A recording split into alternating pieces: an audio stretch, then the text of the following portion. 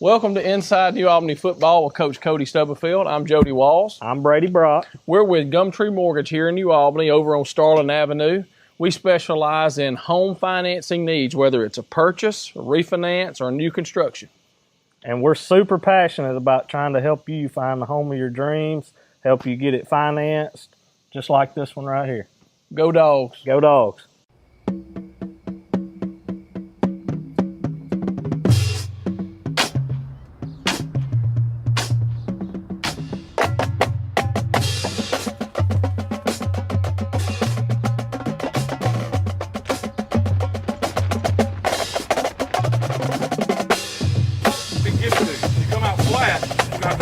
Make up in a game. You come out and hit them in the mouth on the first play, we're going to be fine. This week's Tallahatchie Nutrition Player of the Week is Jeb Boland. Jeb had a phenomenal game Friday night, both on offense and defense. Offensively, he had 3 catches, all of them touchdowns for 131 yards. He also, on defense, had 8 tackles. So, Jeb, congratulations on being the Player of the Week. Mr. Drew, we appreciate what y'all do for us from Tallahatchie Nutrition. Thank you. Jeb, congratulations on Player of the Week, and with that you get a tee from the store, and also you'll be invited to end of the year banquet where all the Players of the Week will get a steak dinner. So congratulations. Thank you. Hello, I'd like to welcome you today to Inside New Albany Football with Coach Cody Stubblefield. I'm Paul Henry, David Goo, brought to you by GumTree Mortgage, Jody Walls, Brady Brock.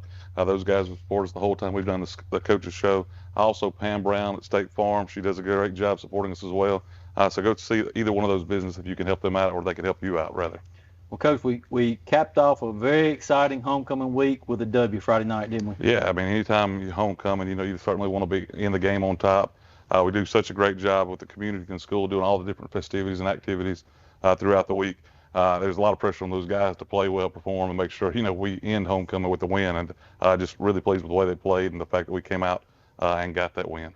Well, David, right out of the gate, we kind of had Shettles hook up with Bowling right out, just kind of a lot of fireworks right off the start, right? Yeah, we just came out. It was a play where Jeb had actually talked, just, hey, you want to play the first play. Sure enough, the corner was down in his face. We checked to it. Great throw. He made a great play, and he started out with fireworks. So Jeb called his own shot, kind of, didn't he? Yeah, well, a lot of our players want that ball, and he's no different. He's got a lot of confidence in his ability and in himself, and you need a little bit of that, right? And so big thing is he backed it up. Right. Well, this was the Jeb Boland week. I think he had 3 overall touchdowns. Also had a recovered kickoff that it wasn't actually necessarily an onside kick, but we were able to recover a kick on that. And he also had 8 tackles against Bahia this week. So the Jeb Boland show this week. Well, Jeb, he's a guy. He's on every special teams. He's a guy on defense. He's been a safety all year for us. He's not scared to come down and tackle like you talked about right there, having 8 tackles. And then offensively, he's consistent. He's a guy that's got great hands, great awareness. When he throw the ball to him, he's got a chance to catch it. He usually brings it down. So it was really encouraging and exciting for him and us to see him have that success. Well, I don't know if the one he recovered was the one that Shumpert laid the boy out, but man, Shumpert on coverage just laid the boy out. He got out there. Shumpert is probably our fastest, just straight line speed guy that we've got on the team, and Shaw was banged up a little bit. He didn't play a lot. We had a couple guys that didn't play a lot. We stuck him there based on his speed, and Grayson put a high ball up there. Did a really good job putting that pooch kick together, and Shumpert got down there fast. Before that, as soon as it hit the ground, before that guy had a chance to catch it, Shumpert made contact a couple different times, and on one of them we got, it got later in the game as we went up. We're up pretty good. We were all just kind of pulling for him to fair catch at that point, but he didn't do it early, and he paid the price. Well, and it was a legal hit. It was perfectly timed, and everything. Well, the ball had to hit the ground, so right. Everybody's up there. Had he fair caught it, or had he been trying to make an attempt to catch the ball, it would have been illegal. You'd have to give him room to do it. But because it hit the ground, was bounced back up toward him, it was a live football at that point, and kind of anything goes. It's anybody's ball at that point. Right. Keelan also had a good night as far as running the ball, 9 carries, 135 yards, and 3 touchdowns as well. Yeah, Keelan's a pretty good measurement of how our offense is doing. Regardless of what we're doing, we need to be able to run the football. Keelan does a good job. He's a bruiser back there. He's a 205-pound kid that runs extremely hard. And we ran a lot of inside zone, a lot of inside trap, and had a lot of success due to him and the offensive line. Yeah, on the year, I've got him 98 carries for 709 yards, 5 touchdowns, averaging 118 yards per game. He's also had 400-yard games on the season. So. Yeah, and a lot of that, could have had a lot more. Obviously, the starters didn't play a whole lot with the clock running. But a big game for Keelan, big game for Jeb, big game for our offense, and just like I said, we're really pleased with getting out of there with a win. I thought Keelan made a heck of a catch there, coming across the middle and took a lick and kind of spun out and carried it for a big run that one play. And Keelan catches the ball out of the backfield well every time, whether it's a screen pass or whether we get him out in a concept. DJ Robinson, you saw DJ at running back as well. DJ catches the ball well. Offensively, when we put them out there, everybody out there is able to catch the ball, and Braden can throw it to any one of them at any time. Yeah, Braden was 7 for 11 for 195 yards, 3 touchdowns. We mentioned those to Jeb this week. Also on the seasons, 69 of 110 for 1,185 yards, 16 touchdowns, 3 interceptions. We again talk about completion percentage. Yeah. We've got him right at 63% completion percentage. Yeah, like I said, that benchmark for me has always been 60%. So the fact that he's over that is phenomenal. And then you look at that touchdown to interception ratio, 16-3. All those came out in one game against Itawamba, I believe, where we just did not play well across the board. But that's phenomenal that, 16-3. He does a tremendous job understanding the offense, knowing that when we pass the football, if his first initial read's not there, he does a great job extending plays. He's very, very a good quarterback beyond his sophomore years, and we're glad he's playing well. Played his best 2 football games the past 2 weeks. That's what I was fixing to say. I felt like the last 3 weeks, really, we have really started executing better, being more disciplined, doing what you're supposed to do. And I think it's really showing. I think at times it takes a little while for offenses to kind of come together, regardless of how much you do in the summer or how much you do in the preseason and stuff like that. Sometimes it just takes a little time. I think our offense has really started clicking, like you said, especially the last 2 weeks, but maybe even back to the last 3. And you can tell that by the scoreboard. You can tell that by our wins and losses. Able to get a lot of guys in this game, basically in the second half to play. So it's always good to get them a little bit of time on the live action, as they say. Yeah, well, those guys are a huge part of our team, right? We go out and practice every day, whether they're in third block with ninth grade or whether they're varsity. They work just like those starters guys, just like, Jeb, who had a big night. Those other guys work hard too, and so anytime you get the opportunity for them to get some of the spotlight, some of the playing time, where they get to go out there and kind of show what they can do, it's a big time for us. It's also experience, and it's valuable experience that those young guys will have that pays dividends later too. Well, like injuries, our linebacking cores take some big hits, those younger guys, some of them have had to step in and play. Yeah, we've got guys like Cade Pipkin that's played a little bit. Parker Hicks is a guy that's come out and is practicing with the varsity now. You saw Keelan Simpson go over there and play inside linebacker. We think Parker Skinner will be back this week, so we're excited about him getting back. And that'll give some of that depth back there where we lost it. But you got to have guys step up. You got to practice and prepare for injuries and prepare for some of those things. Now, sometimes you can combat them better than others. But we've got a lot of guys that can play and a lot of guys that practice. And like I said, anytime you get up or have the ability or opportunity to get some other guys in and give them a chance, it's a good thing for sure. Yeah, Logan Deaton, I show he had 4 tackles this past week against Bahia. Cade Pipkin, another 4 tackles against Bahia. And Jalen Nesbitt with 4 tackles against Bahia. So some of the names that you're not usually hearing on Friday. Right. We started 2 different cornerbacks. Jalen Nesbitt, it was one corner, and then LaDarian Gilbert was the other corner to start out. You saw we moved Logan Deaton around a lot. He played safety, played some corner, and he's a versatile guy that can do those things. So you mentioned Cade. He's one of those guys that come in at the inside linebacker where we have been injury prone. It's always fun to see those guys do some things, step up, and give them the opportunity. Those are guys that you're going to see more and more as this year goes on and next year. So just anytime, like I said, you get those guys experience, it's a good thing. I think our defense, we played really well. We got after the ball. I think, one series they got loose and scored early. And we just got to do a better job of tackling. I think that's the big thing. Anytime you talk defense, you talk tackling. But the past couple of weeks, we've really worked hard on trying to limit missed tackles and limit second chances. show as far as overall tackle leader on the for the season, Jeb with 39, McKylan and Zion Robinson with 32 right behind him, Jaden Hicks 31. Yeah, we've talked a lot about Jeb. I think you're going to see Jeb start creeping down closer to the box. The next few weeks we're going to play teams that are really run heavy. And due to that, you may see some different things defensively, whether it's a 4-man front or whether we've got a safety rolling down closer. Jeb's a guy that we can do a lot of things with. Him and DJ Robinson, those guys they can back up and play in space, or they can come down there aggressive enough, strong enough, physical enough to play closer to the line of scrimmage. So I think if you watch us against North Pontotoc, watch us against South, and then Ripley, you're going to see Jeb a little bit closer to the ball, a little bit more in the action, and we're confident he'll do a good job with that. Well, one thing I can tell you, their speed and their athleticism behavior, their record doesn't indicate how talented they are, does it? Yeah, I think that's year in and year out, right? Every year they're going to have some athletes. What the number one was 6'5", 190. He lined up at receiver. He looked like an SEC guy out there, right? You saw 53 at one of the offensive line spots was a really good-looking young man, just a tall guy that got after it.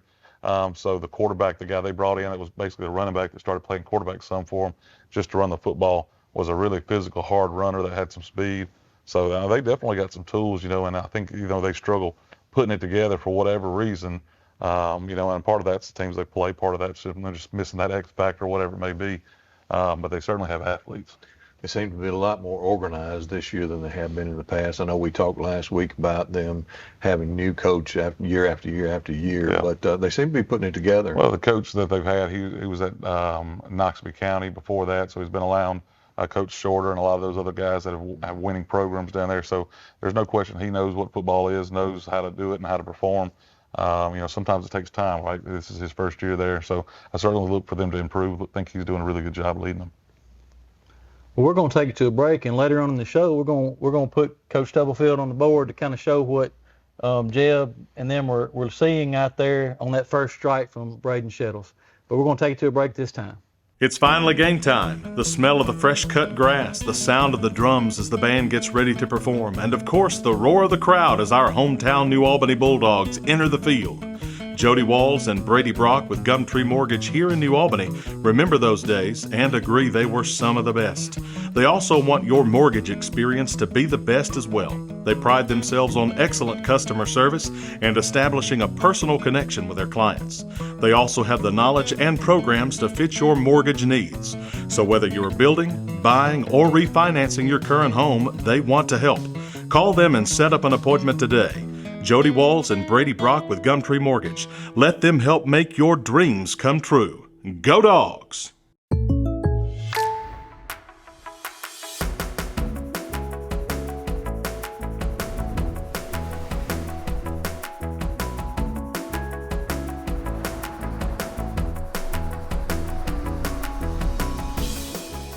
The State Farm Personal Price Plan helps you create an affordable price just for you. Contact local agent Pam Brown for your personal price plan today. All right, this past Friday we went out there, and before the game, Jeb, you talked about wanting to run a fade. Anytime you're a receiver, a fade's kind of the ultimate thing, right? When you get a chance to run by somebody. But what we did Friday night, we went to a trip set. You saw us, defense looked very similar to this right here. We got our guys on offense. We go out, we check with me. So that means the guys get down, they say, set, go. Nobody moves. It gives Coach Robbins, Coach Stubb, and me a chance to look at what they did. We saw this corner. That corner was down on Jeff. He was in his face. So what'd you want to do? So basically, I just knew I could beat him off the jump. And that safety's so far in the middle of the field. I knew if Braden got the ball to me fast enough, I would be able to score, and that's exactly what happened. Yeah, so anytime we run a fade, we got some things we work on. You've got numbers, right? There was the 50, the 40, not the 43, the 40, the 30. So we line it up. We're right there at the top of the numbers. So they have boxes basically at practice. So Jeb, when we run a fade, we start at the top of the numbers. All right. When we come off the ball, we're going to stem to the bottom of the numbers. That gives you from the bottom of the numbers all the way to the boundary to fade out to the ball, right? So basically, Braden's got from the bottom of the numbers all the way to the sideline. When that ball's in the air, it's called a fade because we hold the bottom of the numbers and we fade out to the ball to catch it.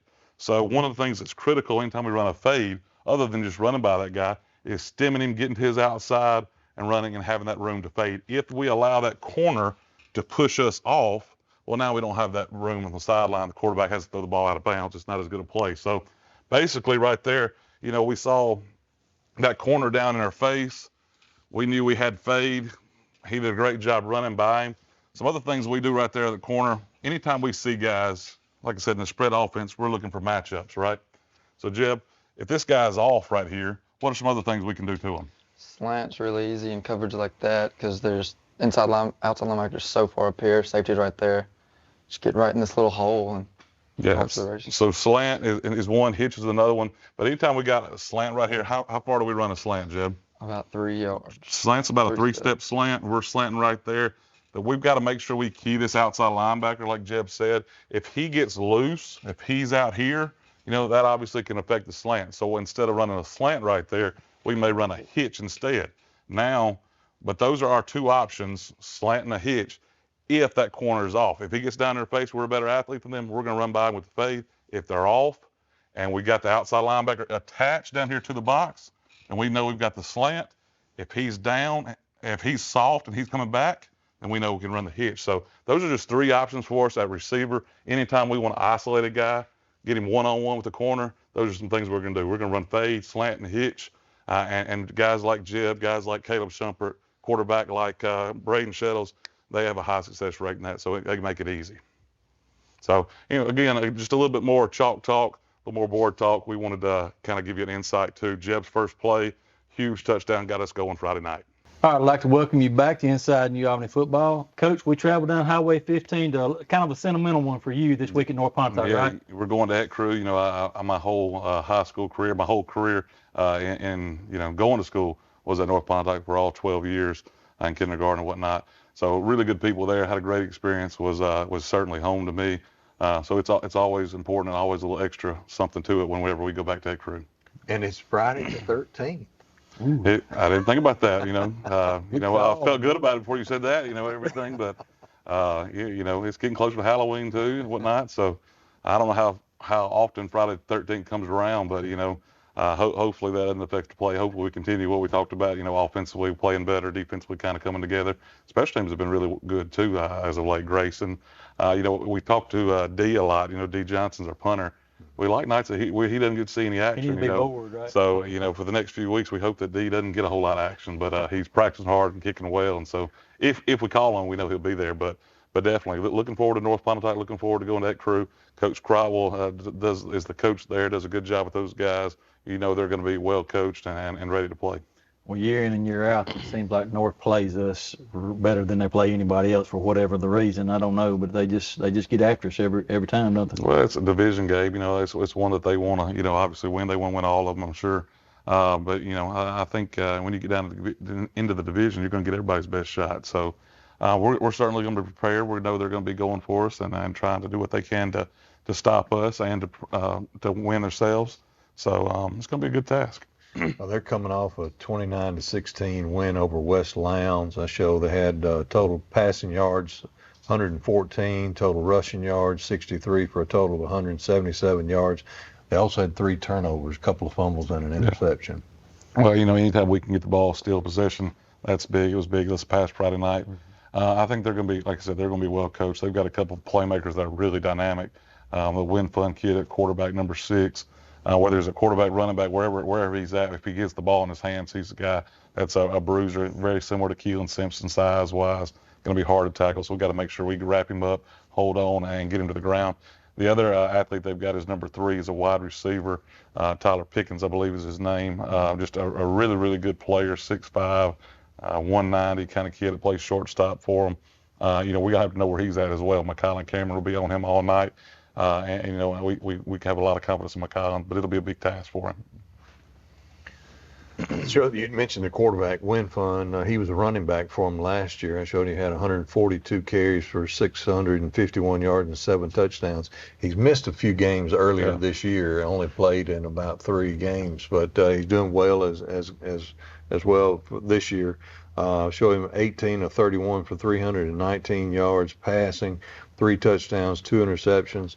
Also rushed for 80 carries for 597 yards and 12 touchdowns. Yeah, don't throw the ball over that much, but when they do, if it's 18 completions for 300 yards, that's a high per pass, per reception right there. So, they're big plays.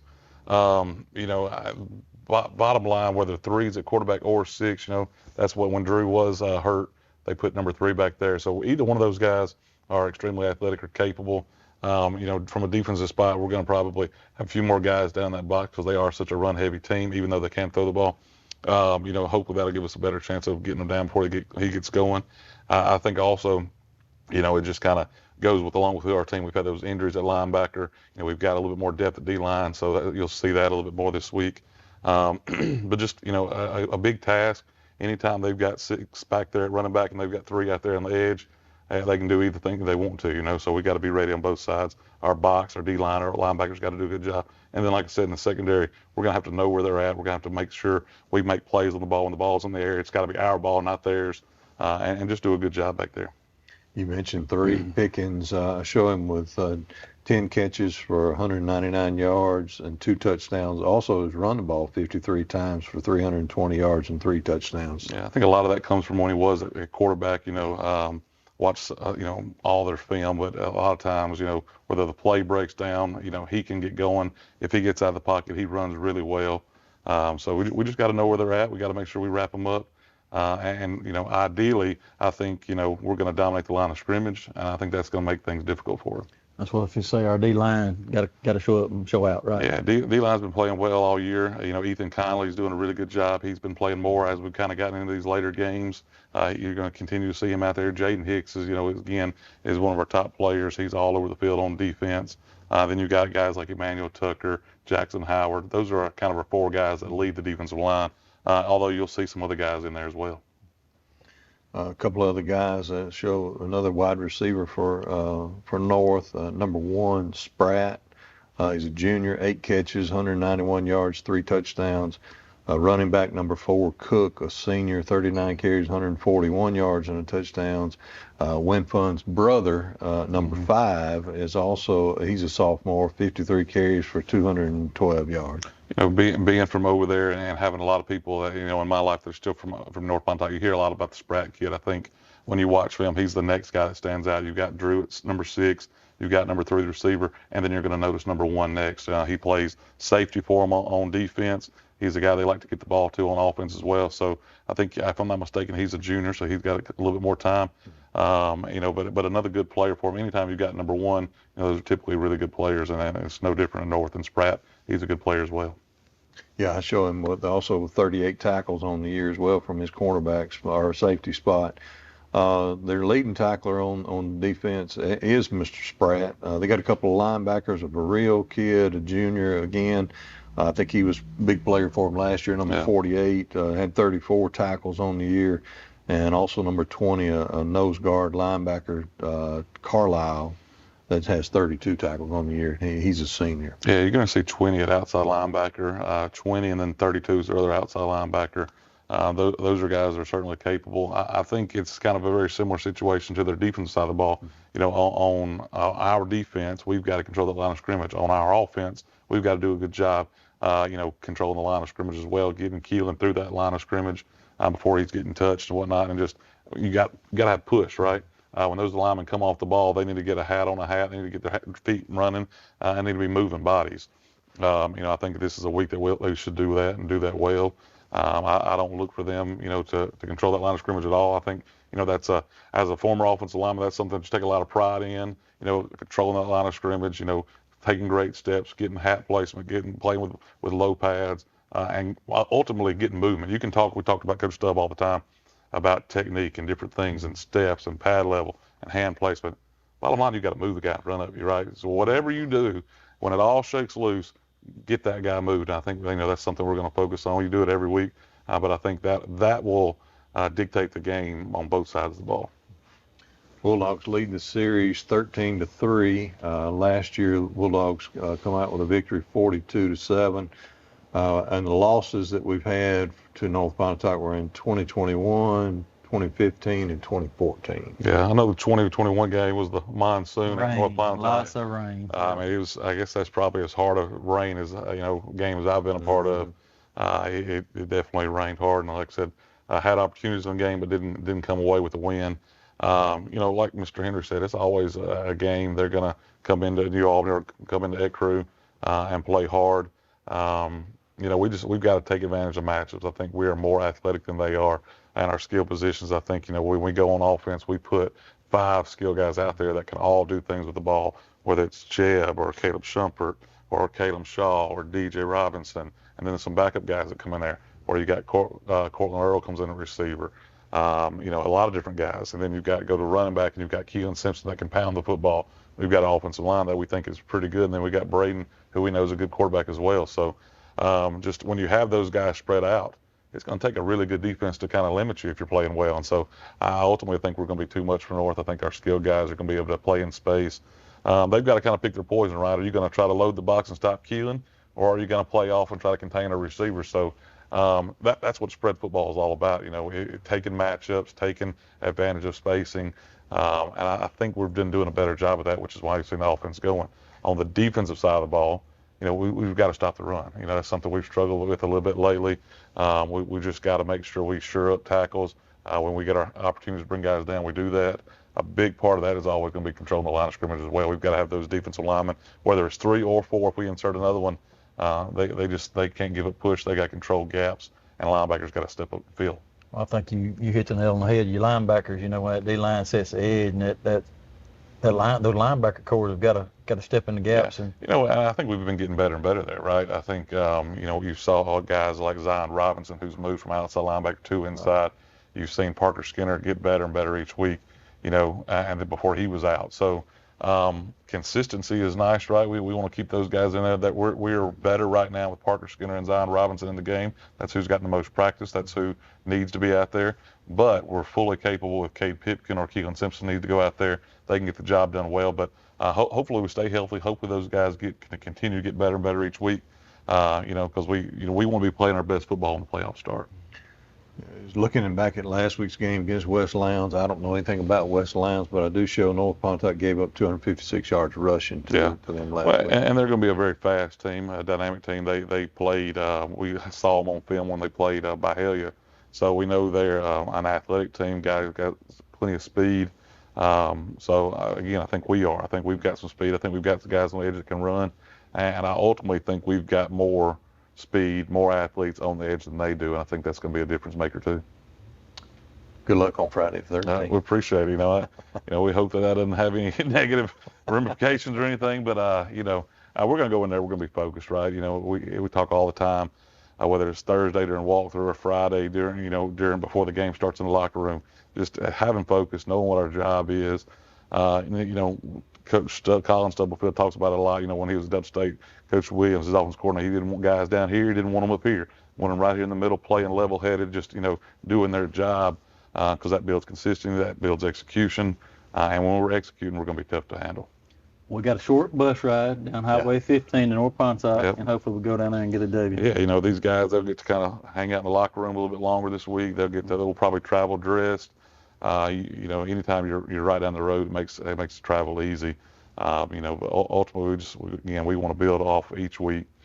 We want guys just like Jeb did this past week step up and play and give us a shot at winning football games. Well, the great thing about it is I feel like we've had a different person every week step up, right? That's kind of the great thing about our team this year. I think we've got a lot of talented young men, and hey, who knows who'll step up this week? Right.